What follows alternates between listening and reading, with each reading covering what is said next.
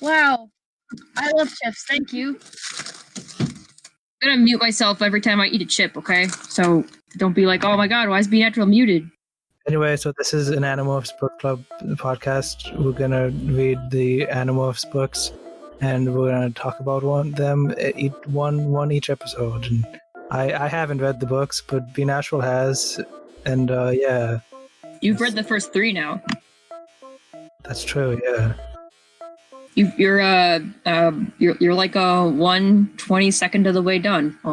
My name is Be Natural. I'm a war prince. My name is Batter. I'm an arrest. My name is Mustard. Oh, I'm Stir. Hi, I'm a how do you pronounce that? Arrest. Eretz? Something like that. I'm also one of those. So this is book 3. We read the third. Kurgabing isn't here because his puberty was too intense. Yeah, I pray for him every day.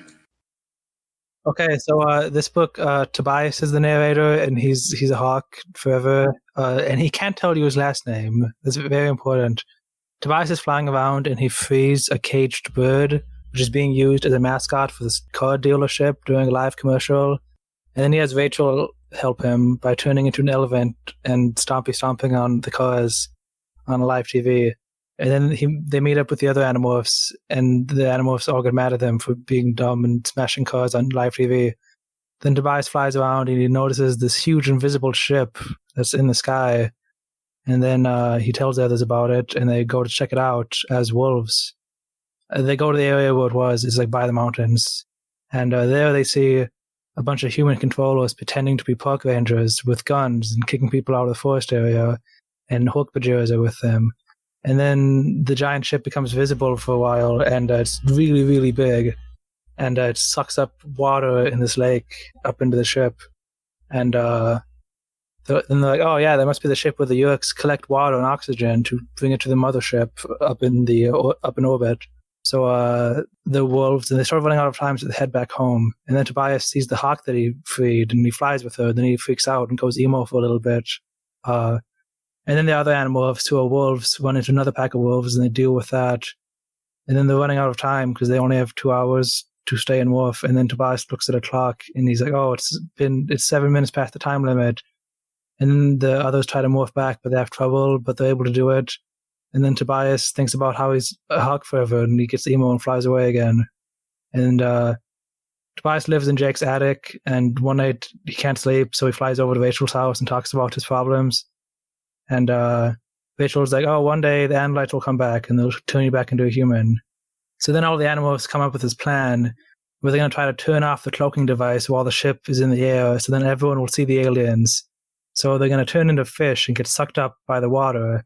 So they try to do this, and Tobias has an episode where he flies in a mall and tries to kill himself or something. Can I say I was shocked by that part? I was like, whoa, I remember that. So Tobias tries to kill himself as a hawk, but then he tries to smash into this glass ceiling in a mall, but then Marco throws a baseball at the ceiling and lets him out instead. And then he flies around, and he just is a hawk for a few days and just lives a hawk life. But then he sees like a Hawk-Bajer chasing someone, and he's like, oh man, look at that. So a predator chasing its prey. And he's like, wait a minute, that's a human and a Hawk-Bajer. I'm a human, I need to save that guy. So he saves him, and then he goes back to the other Animorphs, and they go up to the mountains and acquire fish. Yeah, they try to catch some fish, and they're really bad at it.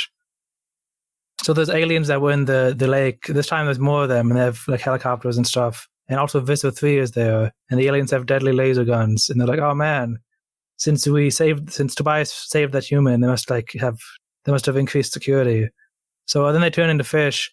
But they can't just they plan to just be human and then run in the lake and transform. But they're aliens with laser guns, disintegration laser guns, so they can't do that. So they turn into fish in this cave that they're hiding in. And then Tobias carries them one by one and drops them in the lake. And then they get sucked up by the thing. Then the aliens are like, hey, that hawk, he's being pretty suspicious. So they start shooting at it.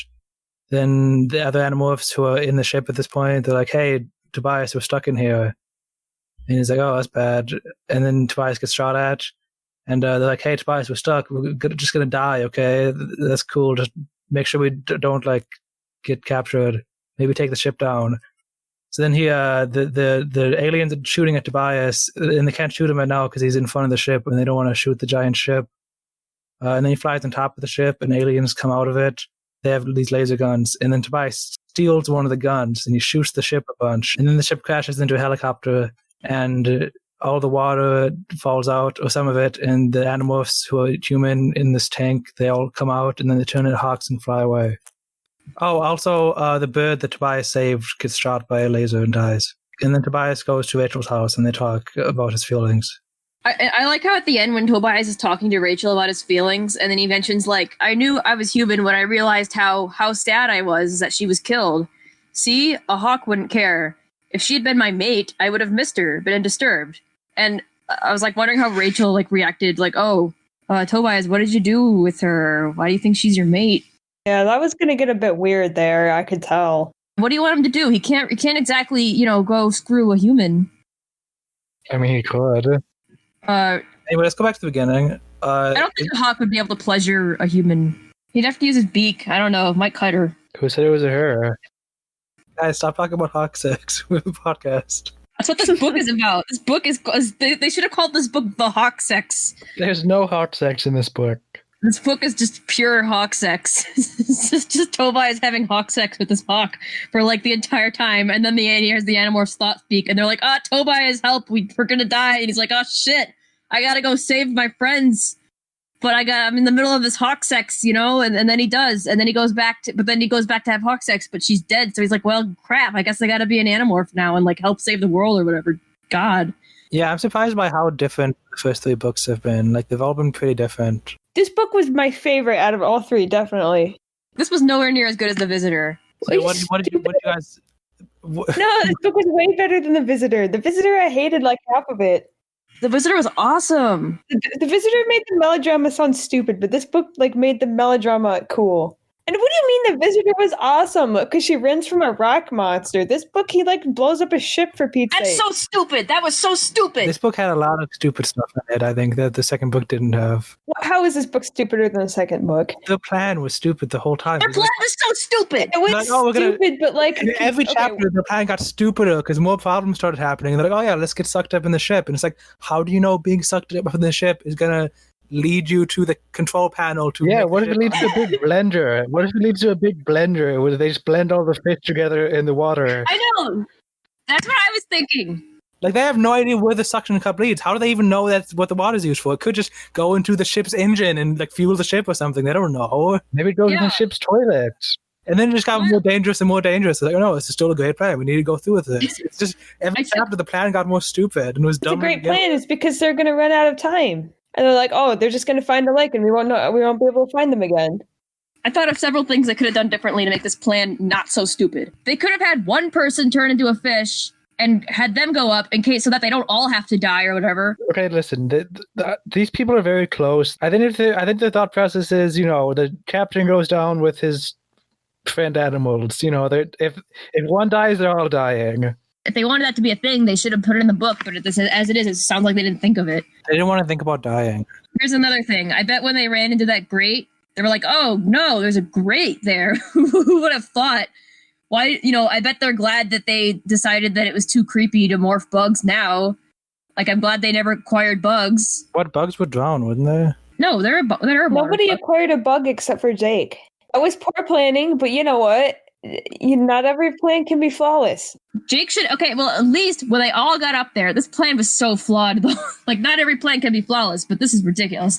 Jake, once they got up there and saw the grate, Jake could have turned into a flea or probably even, like, an anole, and then he could have gone up there and, like, he could have done whatever it was they were going to do and possibly saved them, but then he was like, nah, I'm just going to... I'm just going to die. And then another dumb part was that the entire reason that Tobias is even able to like not be immediately killed also is because the Yeerks apparently only have one type of gun with one setting, and that setting is cut through any material indefinitely. Okay, so sometimes the gun is just instant, like the Dio is just instantly vaporized and his body was gone, and sometimes it does that, and sometimes it just cuts through stuff like a laser, and it didn't seem consistent. A Dio's body isn't made out of metal. Of course, it's not going to cut through the thing as fast. No, but the Dio, Well, I understood they shot the deer and it was gone immediately. It just vaporized. It wasn't gone. Based on. Okay, no, with the metal thing, in book 1 and 2, I think they shot the Andalite spaceship and they shot the land mover, and both of those dissolved. It's not based on metal, unless like those things just happen to be so dirty that they have enough life on them to vaporize. Someone had fired a Dracon beam. I looked and saw a deer in mid-leap sizzle and disappear. Yeah, it sizzles stuff and makes it disappear. That's But when they shot the bird, it just shot through its wing and it fell and died. They were using a bigger gun. Yeah, they're using a bigger gun. They only shot its wing. When they shot the deer, they were going. You can't see what I'm doing, but they were like holding the gun and they were like waving it around in like a spiral. Okay, maybe. I guess. It just seemed you have to hold down the button for it to vaporize. Okay, got it. Tobias did like hold down the button to shoot the ship. Yeah, because let's see, it's a ship, so he had, and okay, that's another thing I had a problem with. Okay, so you think it's a good idea? It's Yerks. Think it's okay, fine, whatever. Like they're 13, they don't make the best plans. But do you think these Yerks who are like super advanced? You think they think it's a good idea to only have one type of weapon to carry around, and they just give this weapon to any idiot who's any idiot lackey person who's just patrolling the area and who can accidentally just like take down the entire ship? No, that was not even close to taking down the entire ship. The only time one of their soldiers was dumb enough to shoot the ship was when he was trying to shoot Tobias, and then he missed. Yeah, and then it was like a tiny hole. It didn't even do anything. It was just a tiny hole. But no, nobody's dumb enough to just like point the gun at the ship and then just like hold it down so that it explodes. It seems like, that just seems like a big safety thing. But listen, what else are they gonna do? They want to have powerful weapons, right? Get a gun. Have multiple types of weapons. They could just have. Maybe they do have multiple weapons, but the Animorphs don't know that. Well, they didn't use them. They have one weapon that makes things sizzle and disappear, and one that's just a laser gun. Maybe they have multiple weapons, but they only have one type of weapon attached to their ship. But at the end of the book, the whole Tobias is like, "Oh, I know. I'm just gonna sit on top of their ship, and then they're not gonna fire at me." Yeah, because they can't come out of their ships to fire. Maybe their ships only have one type of gun, like attached to the outside of the ship. That seems reasonable. No, there were like helicopters shooting him. The helicopters probably have super powerful guns. Listen, I would have just loved for Tobias to land on that ship, and then he's like, "Well, they only can't get me here because they don't want to hit their precious ship." And then some human controller sticks his head out of the helicopter and throws a rock at him, and he dies. That's not what happened. That's what should have happened. They should have more than one. They should have more than one type of gun. So that they can do this exact thing, so they can shoot at animals without worrying about taking it down their own super powerful equipment. Hey, I have a question. Yeah. What? So this ship was like not invisible when all this was happening, right? So where was it? It was just in the sky, in the mountains, and no one could see it from there, I guess. Yeah, it was just above the lake. I guess it was just far away enough that no one. Far away, yeah. Behind mountains. Yeah.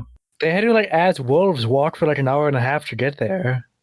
So they have mountains. Where does this book take place? They're giving you so many hints. Cassie's farm has a lot of open grass areas, and it borders on a national forest. The national forest goes on forever. It stretches from the edge of town all the way up into the mountains. It's all pines and oaks and elms and birches. That's so, I feel like they've narrowed it down so much at this point. Yeah, but you don't know the last name. They make sure of that. Hey, is every single book in the series going to start with, "Hi, my name is Jake. I can't," or whatever his name is, whoever the name is it. "I can't tell you my last name." Like every single book. Like it was cute the first few times, and it's like, wait, is every book going to have this? Maybe only the first 5 books are going to have that. What's wrong with that? Well, okay, but is every book going to completely recap the entire series from that point onward? Yes. Oh my gosh. Why? Because these books are written in theory for anyone to be able to pick them up and read anyone they want, even though that wouldn't actually be. Do you want to talk about the first scene? Okay. Are live car dealer commercials a thing? Yeah, I think so. I don't think that's a thing. I don't think that's a thing. I think it is. Yeah, it totally is. Yeah, like they go on the air. No, they tape it. Why would you have a live one? How is that any better than just recording it beforehand and editing it? This book, I like it more than the other ones, but I'm gonna admit it's not perfect. I think the opening scene is kind of stupid. It's very stupid. Why would he have an actual hawk? That's dumb. Get us It something is? easier, like a parrot or like a canary or something. Because no, his name's Hawk. His last name's Hawk. Why would they just like let it fly away? They would have they would have kept it so that it doesn't fly away, right? It's in a cage. That's the cage. They're not going to break its legs. I'm not gonna say break its legs, but like, they can clip its wings to make it not fly, right? That is not a good looking mascot. You want some nice, big, beautiful wings that aren't clipped for your mascot. They can't see the wings if it's in a cage. Maybe the cage is big. Maybe sometimes they take it out and put it on a bigger cage where it can spread its wings. Maybe they don't think people will notice. You know, maybe this guy just really doesn't want to mess with a hawk. Also, wouldn't the hawk have been raised in captivity? No. Like, that just seems very dangerous to just have a wild hawk with you. Well, it's in a cage. No, I mean, he would have to let it out sometimes, right? No. No, they just keep it in there full time. Yeah. What if they have to clean the cage out? They don't. It's animal abuse. Oh my gosh. I don't like how all of these books are opening with like, oh, animal abuse is just It's bad. This one didn't strike me as abuse, though. He's just keeping a bird in a cage, and then the elephant breaks thousands of dollars worth of cars, and stomps on them.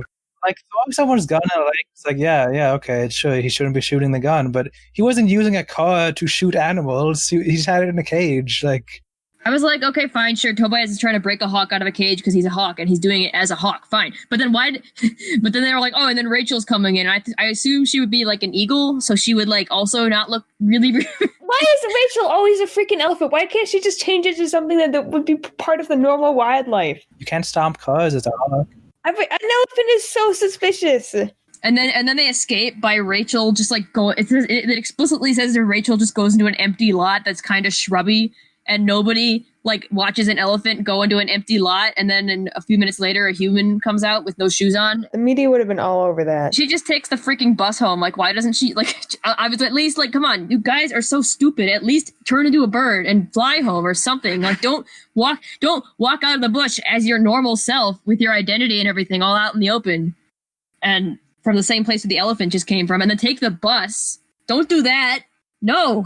One thing I thought was weird is that when the hawk is trying to let the other hawk out of a cage, one guy just takes a wrench and swings at Tobias. Yeah, that's what you do. That's not good imagery for your TV. Yeah, but they gotta get the hawk to go away. Look at this live show. This guy hitting a hawk with a wrench. That's. What do you want him to do? Slap it with his hands? You don't hit a hawk with a wrench on live TV when your mascot is a hawk. That's actual. Look, they didn't expect this situation to be planned out. They.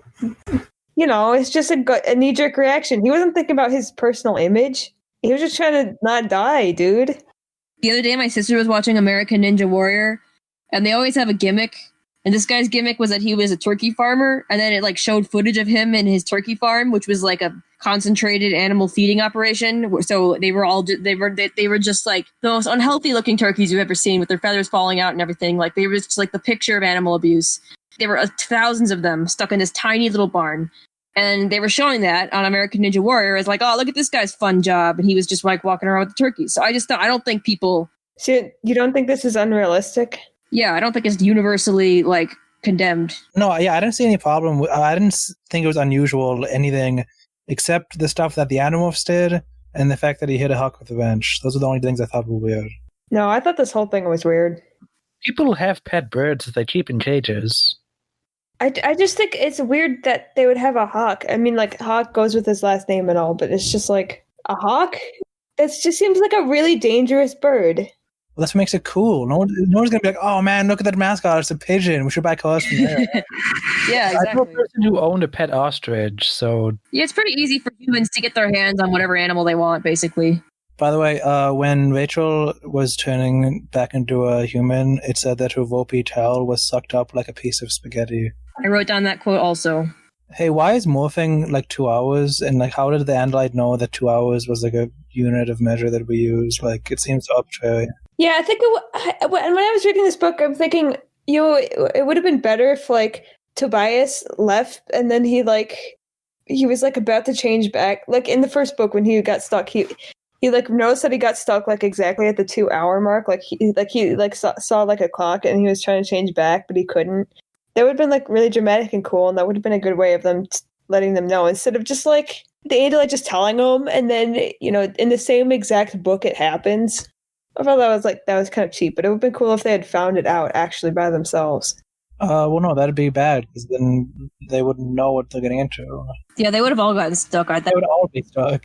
feel like if you're an Andalite and you're giving people this power and you're hoping that for them to like be able to save the world with them, like the first thing you want to tell them is don't get stuck as like a freaking fish. I just thought it was weird that it was 2 hours because like 2 hours is just like In this book especially, it just did not seem long enough. it just seems like arbitrary. Like, how are they supposed to get anything done in 2 hours? Like hours don't exist on other planets, really. Like that's just a thing we made up. He just knows. He just knows. I'm sure the Andalite like did his. This is the print, so I'm sure he did his research on Earth time and what would make sense to them. So he just converted it to hours, and then Yeah. I guess. So then Tobias is talking about well, first Tobias like gives us a recap of every single character and what they're about, and he even I think he even says like Marco and Jake are complete opposites, but they're still friends. I think they said that in the last book too, and I was just like it's like the author just copy pastes her notes from her Word document about what the characters are into each book. Her description of the centipede aliens, I don't remember which one they are, like seemed familiar to me. They're like nearly identical every book.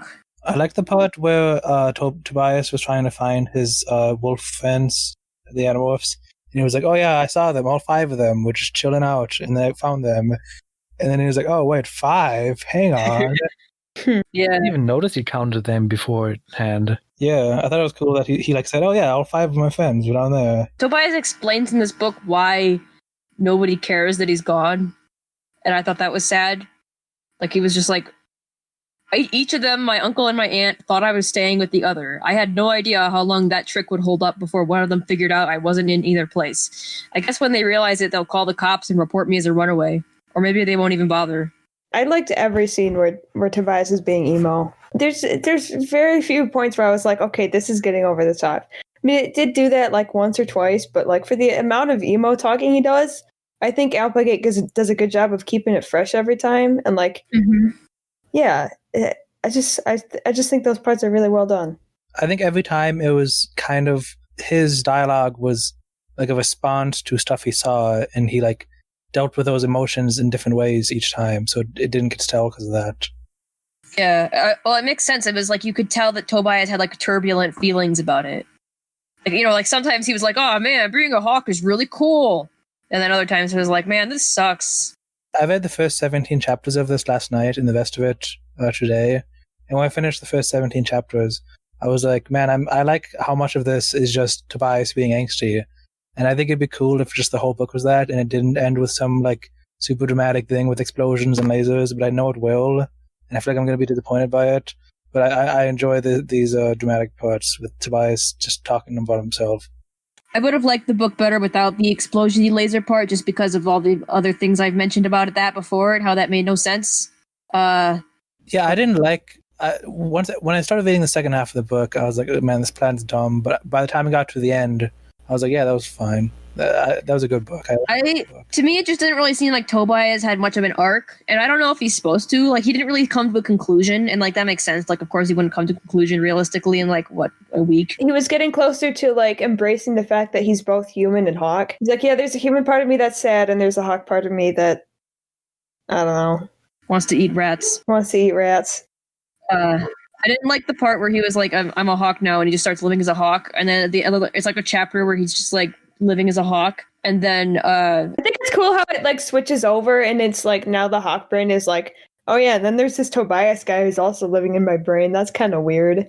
I like that. I didn't notice that. Tobias does normal hawk things and forgets about himself for a few days, but then sees a Hork-Bajir chasing a human, and then like triumphant music plays, and he's like, oh, I'm Tobias, I'm a human boy, but it's like there was one page, dude, of you being a hawk. Like, just calm down. No, it was like 3 days. I didn't think that part was earned, and I thought it was kind of cheap. Yeah, Part, really? But like, I don't know. Then it was followed by a scene of him talking to Rachel, and all of those scenes where he talked to Rachel were golden. I love their chemistry together. I didn't like how Tobias goes to Rachel's house, and then he's like, oh yeah, I talked to that human and basically told that human everything and helped them escape from like the running T-Rex monster. And I like them, like, thanks Applegate for putting that scene off screen. That would have been cool. Oh, really? Well, yeah, remember? I thought you were gonna say you thought it was dumb how he told all, but yeah, I like that he told somebody else about it. Yeah, It didn't occur to me that Applegate could have just showed that. I think she thought that it would have been like superfluous because he's just going to tell Rachel about it afterwards, so might as well just keep the dialogue. No, Tobias could have done a whole thing with it. Like it could have been like talking to a human and who's like not an Animorph. Tobias could have realized something about himself and kind of reconnected with what it was like to be a human who's not an Animorph. Just by talking to a human who isn't an Animorph and trying to communicate to them. And it just kind of seems like telling a random person about your whole identity and helping them get away from the Yeerks is like a kind of a big deal. So I think Applegate would have really played up the whole oh, what? I'm talking to a bird? What? I can't believe anything this bird says because it's a bird. And then it would have just dragged on like that. I don't trust birds. One time a bird stole my beer. What's up with these birds? So I mean, I'm kind of grateful that crap wasn't in it. But actually, yeah, I didn't think about what you just said. I think it would have been cool, like, to see him reconnect with another human, and it could have helped with his arc. Yeah, exactly. I like that it described, like, at first it's like, oh yeah, I was just chilling as a hawk, and then I saw this predator attacking its prey, and it was beautiful to watch. You don't realize that it's a human and attacks on until he's like, wait a minute, that's the human. This is not normal. Yeah. Should do something. Yeah, that was good. I like the part where Tobias is like, it's not good for me to kill rats in the woods or whatever. And then Rachel says, I don't remember actually what the context of this is, but Rachel's like talking to Tobias and she says, the Yeerks and their slaves aren't killing to eat. They're killing to control and dominate. Killing because it's the only way you can eat, because that's the way nature designed you. That's one thing. Killing because you want power or control is evil. I guess you're right, I said. I hadn't thought about it that way. What you did, eating, whatever, well, that's natural for the hawk. Nothing a Hork-Bajir does is natural. They aren't even in control of their own bodies or minds. They are tools of the Yeerks, and the Yeerks only want power and domination. Yeah, see? That passage was beautiful. That's why I love this book.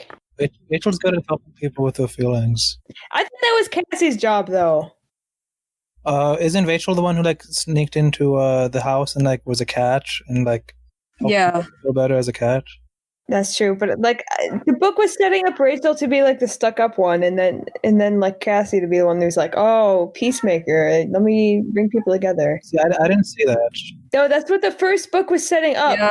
I didn't interpret Rachel as stuck up in the first book, though. It kind of made it sound like that way, just by describing her as like a mall rat who cares about fashion and stuff, and then you're like, oh boy, she's a stuck-up one. Rachel described Cassie as, oh man, she's way too casual. She doesn't care anything about fashion. Cassie would probably go to a wedding in overalls if no one stopped her. Man, I can't believe Cassie. Yeah. Kind of stuck up in that sense.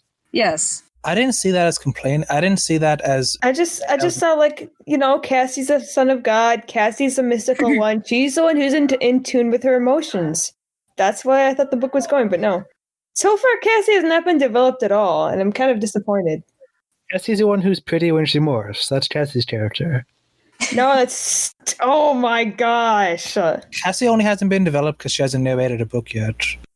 I guess so. Maybe we only think of Cassie this way is because the first book was like that and that was narrated by Jake and he had the hots for her. Okay, yeah. Can we talk about Jake and Cassie's relationship and how bogus it is? What? There's like 3 times in the book where they like touch each other and it's like, oh, Cassie patted me on the shoulder. Oh, sexual tension. But it was the fakest thing ever. It was so fake and so stupid. It's so forced. What? Shut up. We already have Rachel and Tobias. We don't need another couple in here yet. All of the chemistry with Jake is between Tim and Marco. That's their dynamic. I didn't get any of the sexual tension that you saw. That was me exaggerating, but it's... Okay, let me read this. I saw Cassie and Jake touch their hands together in a way that could have almost been accidental. What does that sentence even mean? Well, it didn't say that they like looked at each other and blushed. That was just Tobias saying something, I guess. I don't know. That's how it is. That's how it is in real life. No, it's like somebody patted somebody else on the shoulder and something dumb like that was like totally friendship, but then they're like, oh, they like each other. They were embarrassed and they're like, ugh. Also, if Cassie's so in tune with her emotion, why is she just being like, Jake, I don't know what you're talking about. I don't remember any of this. Remember when they shoot Applegate filled up a whole chapter of Cassie just moaning Jake's name, and Tobias was really uncomfortable because he was a hawk and he had super hawk hearing, and he was the only one who could hear it. Remember that scene? That was the PDF that I read. That was added into the reprint. But anyway, yeah, stop trying to force it. I want to see Applegate try to pull the same thing that Stranger Things Season 3 pulled off, where every single character has to be in a relationship. I mean, that's just how, like, melodramatic shows about dumb kids is. This is about aliens! Kids think if they're not in a relationship, they'll die. One note I have related to how she just copies and pastes like notes about the characters is Tobias was like describing Marco, and he's like, blah, blah, blah, Marco, his mom drowned a few years ago, blah, blah, blah, blah, blah. He just like kind of casually said that his mom drowned. I just thought that was weird. He didn't even know her, you know. And that was just like the story was that she drowned, but the body wasn't found. The only thing Tobias knows about Marco's mom is that she drowned. So that's all he has to go off of her character. Or to say she died, I don't know. She's not, I don't know. Maybe it wouldn't have been weird for like an adult book, but I mean, for a kid's book, they're just like, yep, death is a thing. I think it makes sense to say she drowned. If you say she died, then if you say she drowned, it's like you know that it was a sudden death, and that's how it affected him. Like he didn't deal with her being sick for years or something. He dealt with her suddenly going out one day and not coming back. But that like wasn't a detail that was important at the time, and he didn't like explain it like that. Well, maybe Applegate wanted to get that out there real quick so that she could do some stuff with Marco later, and we wouldn't have to explain it. I don't know. It just seemed like bad like setting up to me. Yeah. There's a lot of bad setting up in these books. That is true. I don't think so. I think the setting up is great and the execution just falls flat sometimes. I thought the setting up for the whole like ending scene where they like get sucked up in the tube was awful, and then I thought the execution was fine. Like once it actually happened, I was like, yeah, that wasn't that bad. It was just a dumb plan. Yeah, sure. I was a little upset there because I thought they were going to actually do some stuff when they went in the ship, and I'd be like, oh man, why do we have to be Tobias? He doesn't know what's going on. It'd be cooler to be the other guys and see what the inside of the ship is like. But then like they didn't have a fun adventure, and I thought that was kind of cool that they're like, oh, we can't see.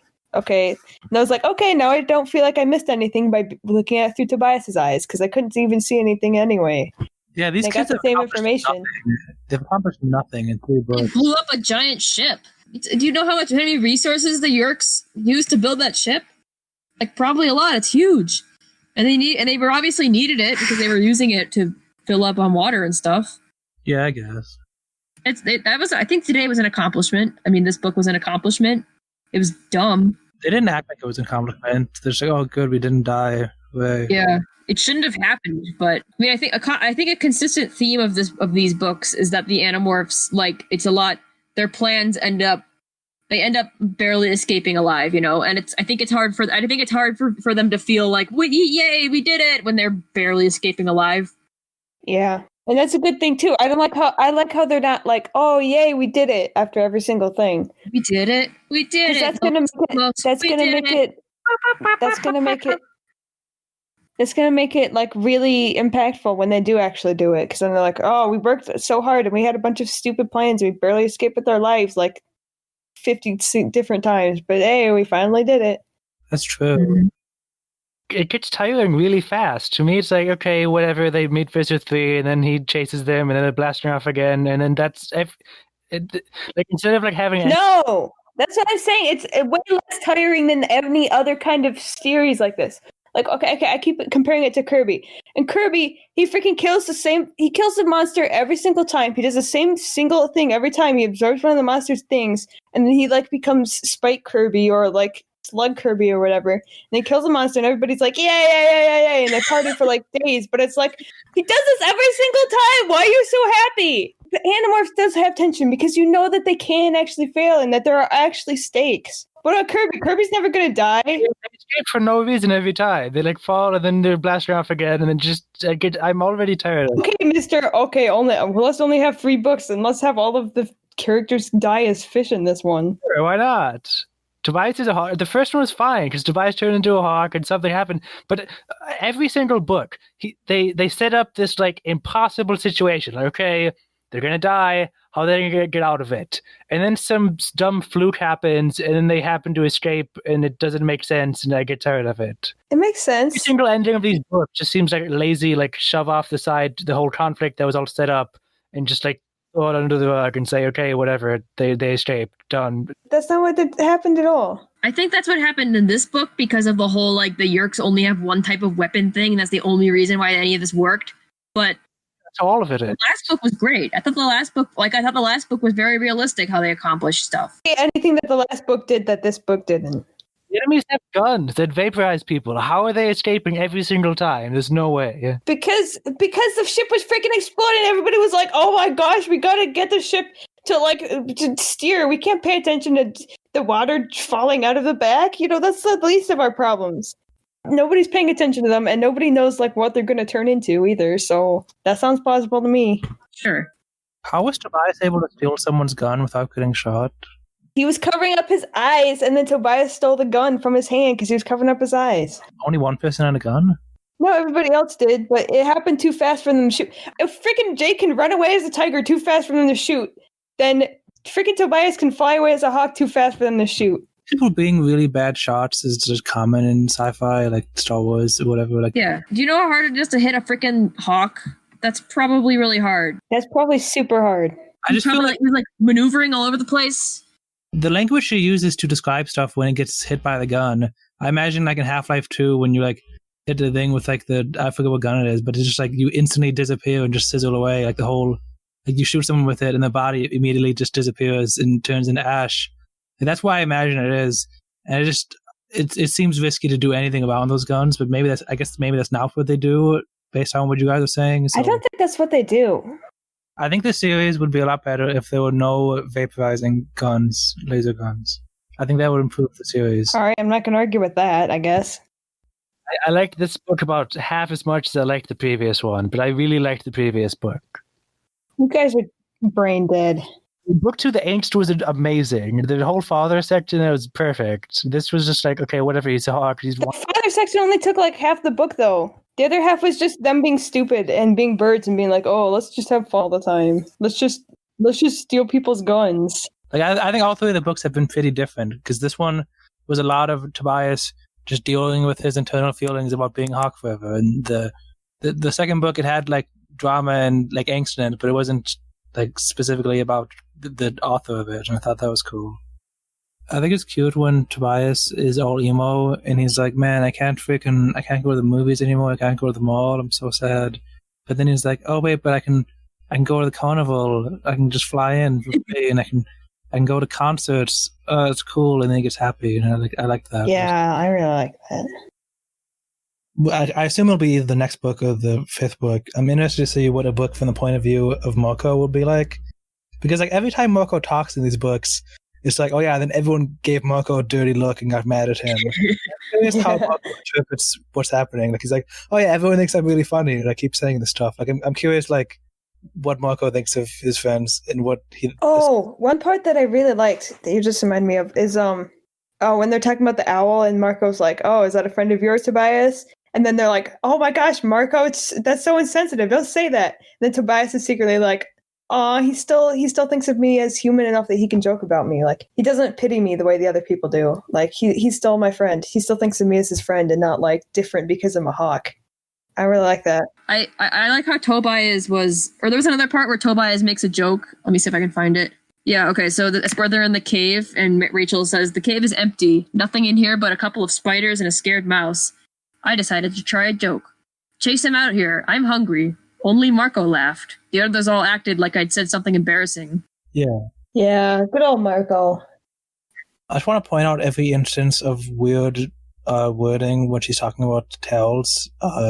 Because another quote I have is, a towel had just suddenly spurted from Casey's behind. Cassie's behind. I like the word spurt. Yeah. I don't. Guys, fish anatomy is so different than human anatomy. Do you have anything else to add? I was just thinking about that, like, because, like, I don't know. I was thinking about my goldfish and like their anuses are like on the bottom, so for a human that would translate to it being on the front, like on your belly. Just like how would it do that?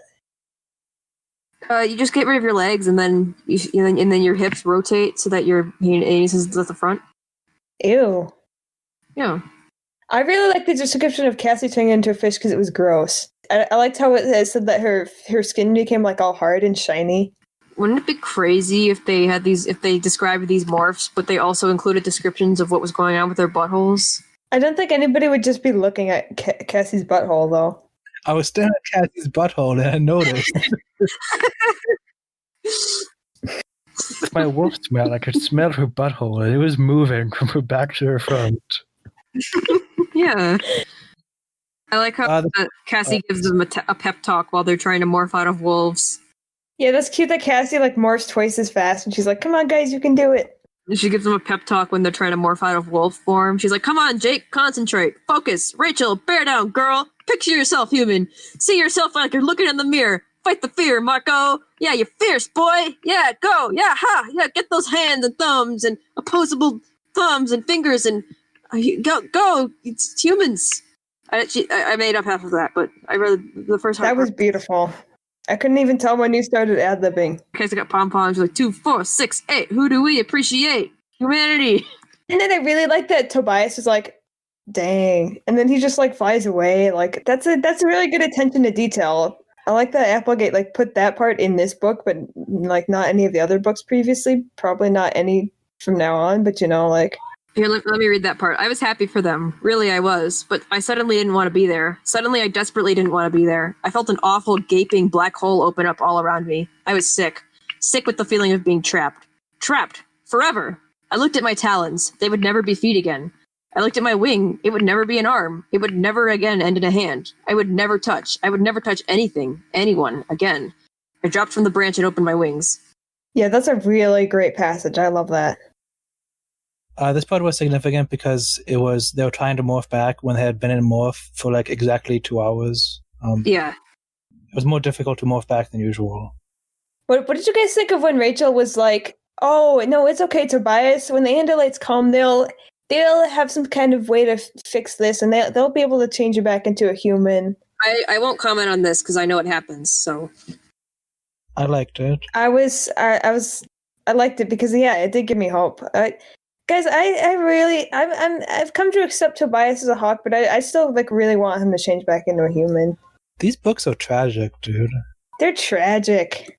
They're not that tragic. They all didn't even die yet. All the main characters haven't died. Once everyone dies, and the rest of the book is just once they have a book that says, "Hi, I'm Jake's mom. I'm mourning Jake today." I do agree with Stir a little bit in that I find it a little bit unbelievable that Tobias just freaking slices up this ship all crazy like with his ultra powerful Dracon beam, and then it just conveniently cuts a hole through the ship and through the tank, which allows the Animorphs to all fall out and none of them just get horribly scraped up by the metal and die. But, that's, convenience. What are you going to do? It's a kid's book. It makes sense. And I think this series really succeeds in a lot of ways that other series fail. So I'm gonna let it go for that one. It's a little bit of suspension of disbelief that I'm willing to do, although I didn't love this book. A bit of suspense of disbelief that I'm This willing book to had just a bit too much of that in there for me, like between the really, really stupid plan and the weapons that were all the same and, all the things I've already mentioned. But okay, wait. Question. How would you change the plan if you could? Have one person go up there instead of all of them, so then we could be like, all right, we'll check back in with you, so that at least we won't all die. Jake goes up there, He sees the grate, he turns into a flea, and then he's able to get past the grate, and then he's maybe even able to get where they wanted to go. Maybe he's able to do whatever it is they wanted to do himself, but at least he will be able to see what's going on. So then he'll come back somehow, and then he'll be like, yo, we all gotta acquire bug morphs, and then we all gotta do the thing I did, so that we know what's going on. We know how to get up here. And I know they were saying like there's a time limit, so I guess I still wouldn't have had all of them go. I would have had one of them go, and then maybe he would have been like, oh, there's a grate here. Everybody who's still out there, go acquire some bugs, and then come up and join me. Yeah, that's a lot better. I feel like this seems like a very Applegate-ish thing to do, but like maybe she was running out of space. Yeah. Because they do a lot of this, like, oh, let's scope out this thing. Oh, wait, this plan isn't going to work. Let's try to do something else. They do a lot of that elsewhere in the other books. Should have more room for Tobias angst. Definitely, yeah. But none of that could have been. No, it was totally worth it. All Yeah. the Tobias angst. Here's the thing about the endings of these books. Like, I feel like we know that they're not going to die in any of the books because they're not going to kill like a kid in a main character in a kid's book. But I feel like we never know exactly what's going to happen. It's like I feel like every book I wasn't sure exactly. Like I assumed they weren't going to die, but I didn't know what was going. Like the first book Tobias turned into a hawk, so it's like, well, anything could happen if he's a hawk now. Like I don't know, maybe one of them is going to get captured, and then they live with like the Yerks now. Like I feel like we know they're not going to die, but it's not too predictable to where it's still like. That's where the tension comes from. There's so many different ways that they could get out of whatever predicament they're in. Yeah. And that's not something I see in a lot of other kids' media. And they do make progress. Like they find out more about the Yerks each time. Like they found out a lot about the Yerks last time. I mean, I guess they didn't find out that much this time, but they did destroy a ship, so that's something. They did something. They found out that the Yerks have ships that are just hovering above the Earth that they didn't know existed before. Yeah, they find out things. So it's like, it's the long game. It's crazy that these books, but there's like 60 of them over the span of like 5 years. Yeah. Only 5 years? Yeah. Geez, she must have been cranking them out. It ran from 1996 to 2001, I think. Hey, Stu, do you have anything to say about them mentioning Doom? That's like the first name of a game they mentioned that it wasn't made up was Doom. Yeah. I think the title of this book made no sense, like many of the titles do, but not make sense. If I were to name this book, I would have called it The Call, because it was like the call of the wild, reference to the call of the wild. Because Tobias is like, he has this call, he has these instincts, hawk instincts that he's resisting or giving into at any given moment. I thought that would have been a better name, but obviously nobody puts any thought into these titles. So I feel like they just come up with the titles before they even write the freaking books. Do the book titles get better as the series goes on? Because I feel like these first 5 books, they all kind of like, oh yeah, Alien Encounter, Alien, whatever the books are called. No, they do not. There's a book called The Prophecy, and there's no prophecy in it. Hey, who's on the cover of this book? Tobias. Oh yeah, because Tobias is blonde in the freaking description of him, but no, he's dark-haired now. Marco. I think it's Marco. No, it's Tobias. It's gotta be Tobias. The first cover was Jake, the second one was Rachel, this one's gotta be Tobias. No, it doesn't. Marco doesn't even have a hawk morph. Essentially, He morphs a bald eagle. That's not a bald eagle. All birds are the same. No, you can't read this book if you think that all birds are the same. You know how mad Tobias. Have you heard that? Word on the cover. It's Marco. Look. Are you saying all the hair colors are the same? Are you saying like blonde hair is the same as long dark hair? That's definitely Marco. I'm just thinking that okay. When I read Tobias's character, I just always imagined him with dark hair, so maybe that's what the cover artist person was doing. I can't see Tobias as a blonde. I'm sorry. But it says he's blonde 5 times. Okay, but he just seems like a dark, brooding kind of guy. It's more likely the idea that the cover artist forgot what Tobias looks like, even though it says it in the first page, or that he forgot what kind of bird Marco can morph into. I don't think they care about what type of bird Marco is. They definitely do. Listen, it's Tobias, okay? That's the formula of these books. The person on the cover is the one who's narrating, so it is Tobias. Huh. That settles it. I guess they just couldn't find a child who had blonde hair, so they're just like, hey, you'll do. They couldn't find a child with blonde hair. These are the same cover artists who have them morphing from a jean jacket into an animal. So that's happening on this page. Yeah. Yeah. So these aren't accurate. And also, I think it was said Tobias had dirty blonde hair. I think so. You might be able to. No, that's definitely very dark hair. So yeah, Doom. They mentioned playing Doom with a joystick, which seems like it'll be really hard. I mean, I know they had settings for that. I guess in the 90s the mouse wasn't as popular, but Tobias said joysticks and control pads aren't made for Talons. There was a SNES version of Doom at this point, and also one for a Sega system. So, and one of them has a Sega, according to the first book. Oh, Jake has a Sega. Yeah. Yeah. So I guess he was playing Doom on a Sega 32X. But I don't know why he said he could be a major competition in Doom, because Doom is not a multiplayer game that you compete in. Are you kidding? Yeah, it is. Is it? Yeah, there's a Doom deathmatch. That was a big deal. Was it on the 32X Sega? But it was like, people played Doom online multiplayer. Okay, so I guess there's nothing wrong with how they describe Doom, because it did have control pads. Did they have the internet when these books were written? Yeah. They did. No, not really. I mean, okay, well, actually, there's a book later that's about the internet, so yes. I can open up the Internet Archive and go to websites from like 1996. Okay. They used to. Wow, I bet we sound so young right now. Yeah, I didn't. Tobias keeps talking about there being colors and stuff, but I didn't know they had color in the 90s. I like the ending of this book where he goes, You know now why I can't tell you my last name or where I live. But someday you may look up in the sky and see the silhouette of a large bird of prey. Some large bird with a rending beak and sharp, tearing talons. Some bird with vast wings outstretched to ride the thermals. Be happy for me and for all those who fly free. For all who fly free. I thought that was a great ending line. When I was like a kid, I was like looking up. I would look up at the sky and I'd see red-tailed hawks, and I'd be like, "Is that Tobias?" Yeah, I would, like, it's beautiful. I would do signals. I would actually maybe it is. I guess I'd be like, it won't hurt to see if it is, because I would wave at it or something. This book has another part where it's like, oh man, I wanted to say blah blah blah, but I didn't. Yeah, and that annoys me every single time it happens for some reason. You mean where they keep secrets from each other? No. When it's specifically like, oh yeah, I'll read the quote. Right then, I had a powerful urge to shock the evil master and say, "Guess what, creep? Not an andalite at all. The name is Tobias." I like that line. It was cheesy and it was cute. It was a cool line. I'm just tired of every single book. It's like, oh yeah, I wanted to say this, but I didn't say it. They did that once per book, dude.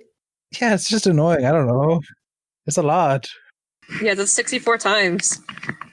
It was twice in the first book, I think. What are your favorite lines from this book? I have a bunch. Basically everything Tobias says. Look at this first line. My name is Tobias, a freak of nature, one of a kind. Who introduces himself like that? I think it's cute. I guess I was a dweeb, kind of. Big, but not big enough to keep from getting picked on.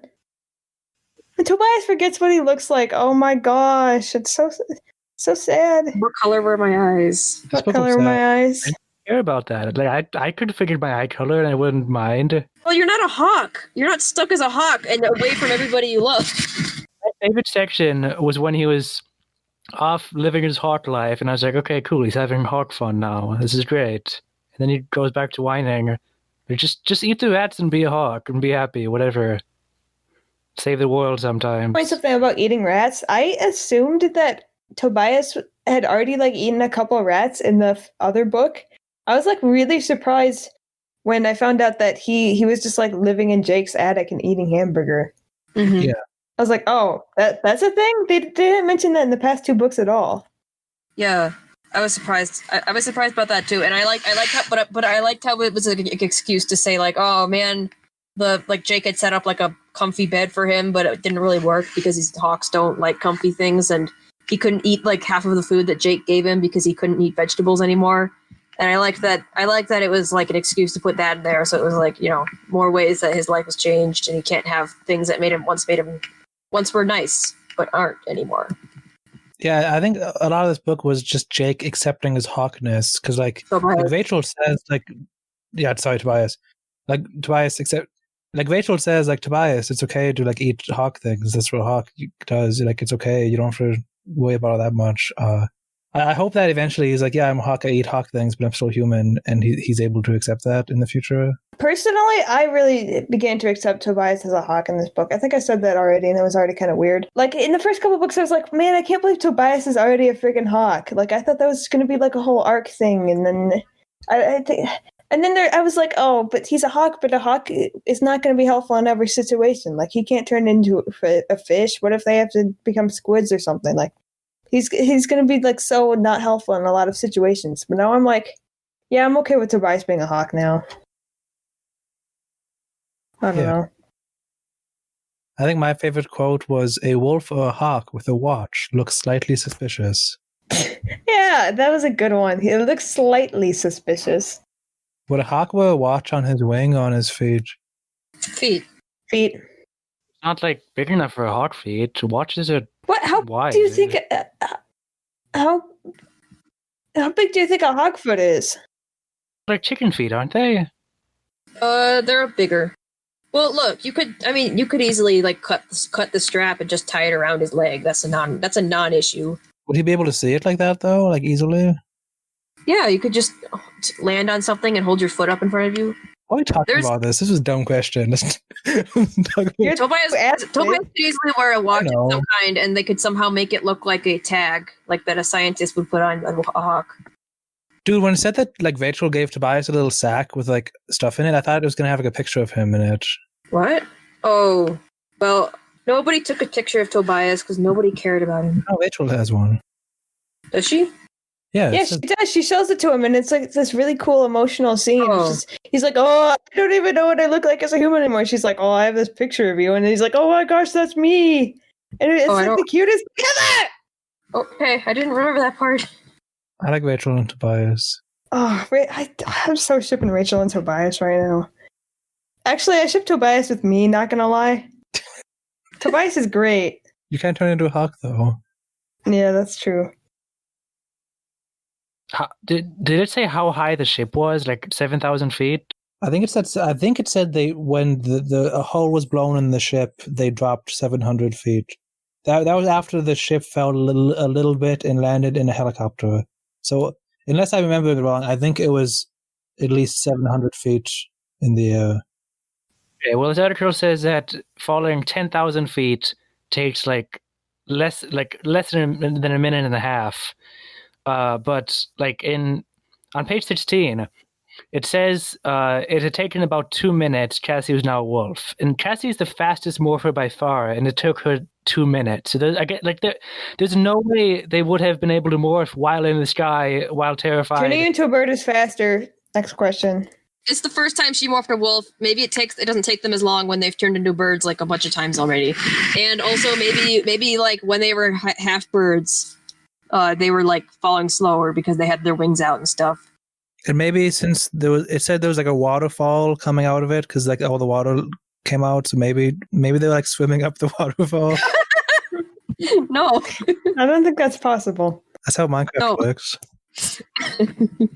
No, they were, and also Tobias, and also they were like super stressed. Super stressed. That's how you learn new things. You gotta do it fast. And whereas I think Cassie was like taking it slow because she was morphing a wolf for the first time, and she was in the safety of near their homes and everything. Whereas these guys were like, okay, time to go. Right? Don't have time to look like the furries.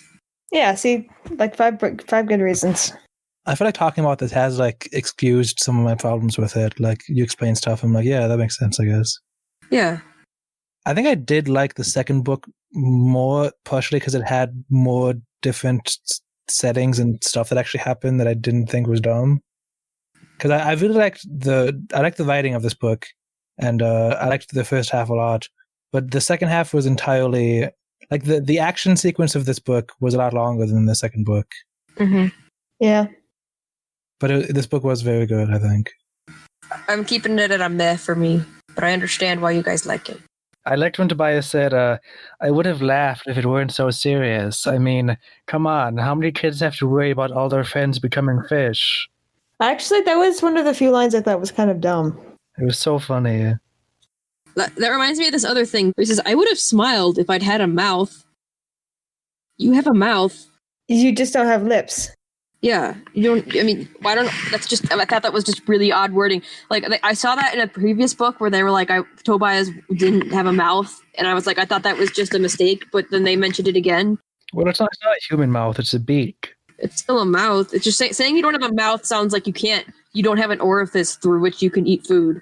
I looked up the definition of mouth, and it says the opening in the lower part of the human face. What, do animals not have mouths? Well, you don't look at a bird and think, yeah, that's a mouth. You think that's a beak. So it's just their gut reaction is it is a beak.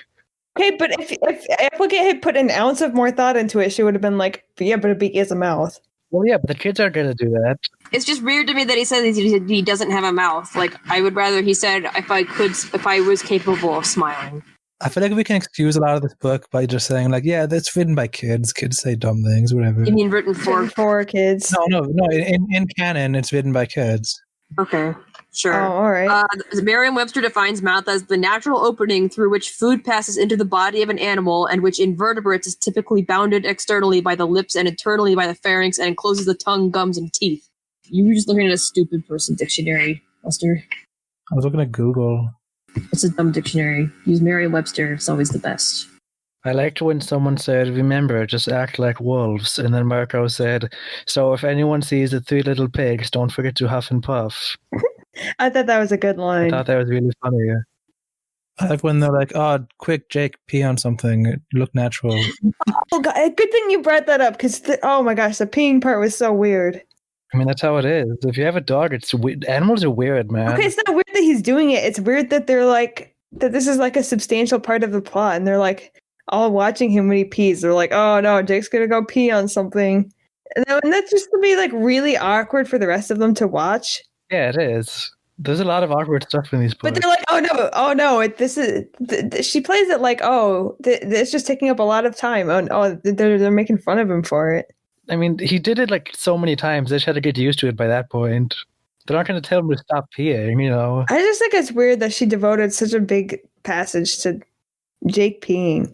Yeah, that was all of chapter 7 was Jake peeing as a wolf. And it was weird that like Marco was like, oh, I don't want to be a girl wolf.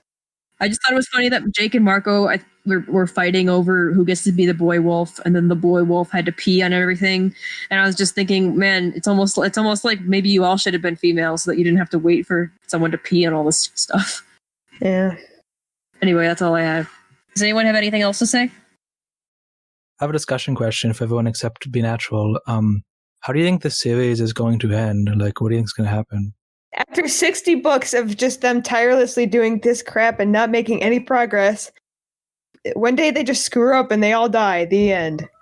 And then the last book is going to say, my name is K.A. Applegate. That's my last name. I wrote the Animorphs. It's a children's fiction series about books that turn into animals. I mean, books that turn into animals. It's pretty cool. It's a children's fantasy series, fantasy sci-fi series about kids who turn into animals. This book you're holding in your hand right now is capable of turning into a red-tailed hawk, and will do so as soon as you're finished reading this sentence. Anyway, I just think that the very last book will explain how 60-something books or 50-something books about like journaling these experiences ended up being written. So it's going to be like, oh yeah, then we sat down and wrote everything. That is such an Applegate thing to do.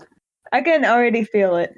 Do you think like the second to last book is just going to be like a normal, regular book then? And then the last book is just, we're never going to get any closure? No, I think the last book stuff will be wrapped up. Oh, are you saying like they'll stop partway through and they'll be like, okay, hopefully we'll defeat the Yeerks next time, but this is where now you've completely caught up to the journals. P.S. We're still fighting the Yeerks. I don't know what's going to happen next, but like Applegate's sick of recording all this shit for us, so you know. Yeah, one thing I haven't thought about is like, why are they writing the? I guess to like get the word out, but like, why are all 5 of them writing these books? Why aren't they like collaborating on it? You know, it's just like, you know, I guess they're like, okay, you write about that day, I write about this day. Like, I like that the main characters are the narrators, and it's in the canon. It's a book that they're writing. We don't know that if it's in the canon though. Well, Jake says like, oh yeah, I'm writing this to like let people know or something like that. Does he? I think. I don't know. I don't remember that. I always thought, I just think of it as like their thought processes, because how the hell is Tobias writing this down? Yeah, how the heck is Tobias writing this down? At the end, the Analytes come back and it's like, oh hey, Tobias, you're a human now. Hey, Stir, would you please read your haiku? It's excellent. Oh, my chapter 7 haiku? Mm-hmm. I mean, I have like 24 of them, so... Wow. So you've actually been writing haikus for every single chapter of every book? Yeah, that's what I said. I thought that was a joke, dude. No, I did it. Yeah, I just wanted to make sure I was taking like enough notes, but not too many notes. So I just decided, okay, 17 syllables, 3 lines, 5, 7, 5, respectively. You know. Probably do that for the next episode. Then you should just read all of them. Mustard said that he'd just like put in a clip of me reading all of them. Maybe he'll probably take some out because some of them are just kind of. I think that would be like a good idea, a good way to start every episode, though. To start every episode? Poetry reading is not a good way to draw people into a podcast. It would be a good replacement for the summary. Because I think you did a good job with the summary this time, but it's very freeform and it's very easy to just go off on tangents especially if you don't have it planned out already. I don't think one haiku per chapter shows the plot adequately, though. Yeah, it doesn't. I think it would be a good thing to read at the end, or just read the ones that he likes at the end. This chapter 7 haiku is not representative of what happens in chapter 7 completely. Chapter 7. Jake, how many more times are you going to pee? Yow, yow, ooh, woo, woo. How was my reading? I'm not very good at reading poetry. It's excellent. Excellent, very good. You have a joke, Buster? Usually we sign off and then do the joke, I think. Oh, I need to get the joke book. No, I actually peeked at this joke last week, but then I forgot what it was. You may not answer it either way. It's just between me and Batter to guess it. Oh yeah, I'm B Natural. I'm Batter, goodbye. I'm Mustard. So long. Good night. I'm Stir. That's it. How do bees get to school? On the bus. The buzz. On the buzz. Yeah, on a school buzz.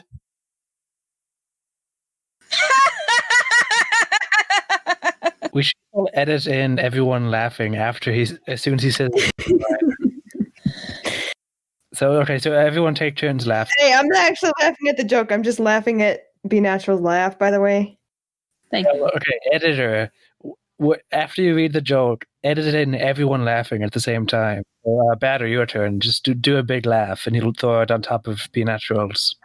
I'm not doing that. Bye. Yeah, Podcast is over. Bye. Bye. Hi. Before we stop recording, I want to record advertising, the Twitter and whatever. I don't know. I need a cure for my raging hemorrhoids, and I have a feeling that the Animorphs podcast Twitter will be the answer. And you're right. I can testify. It is the answer. Our official Twitter page. That's right. It's www.twitter.com/AABC podcast. It's AABC podcast because that's an Animorphs Book Club podcast. AABC podcast. That's right. That's twitter.com. TWITTER.com/AABC podcast. That's twitter.com/AABC PODCAST. Goodbye. I don't know how you're watching this, but it's on Apple Podcasts. It'll probably be on Google Podcasts. You can. It's on YouTube. The YouTube videos, they have little pictures sometimes on the screen. Not that often though, but each video has at least one picture on the screen about something we're talking about. Each video has at least one Jonathan Rand. Yeah, each video has at least one Jonathan Rand. At the very least. You can join our Discord server. It's the server we use to record, and we post all our notes and stuff. And I post my notes while I'm editing, and you can see all the stuff behind the scenes 3 weeks before the episodes come out. No one wants to see the editing process. And you can talk to us about Animorphs. Just don't spoil it, You can talk to us. We post occasional fan art, too. You can also email us at aabcpodcast@gmail.com. Bye. Bye, love you. I've already said bye. That's just going to be the added. We don't need to say bye again. Screw that. Bye.